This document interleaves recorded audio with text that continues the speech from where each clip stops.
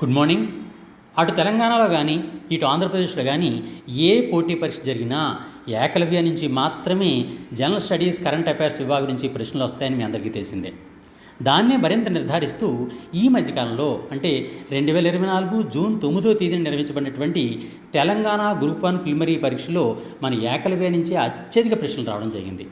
దాన్ని నిర్ధారించడానికి ప్రతి ప్రశ్నను మీకు అందిస్తూ దాని ఉన్నటువంటి సమాధానాన్ని, దాని పేజ్ నెంబర్ని, దాని పిక్తో సహా మీకు అందించాలని నేను నిర్ణయించుకున్నాను. దీన్ని ఒకసారి మీ దగ్గర ఉన్నటువంటి ఏకలవ్య 2024 ఇయర్ బుక్ ఓపెన్ చేసి నేను చెప్తున్న ప్రతి ప్రశ్నని నిర్ధారించుకోవాల్సిందిగా కోరుతున్నాను. నిజానికి మిత్రులారా, ఈ బుక్ని ఏకలవ్య ఇయర్ బుక్ 2024ని 2024 జనవరిలో మనం విడుదల చేయడం జరిగింది.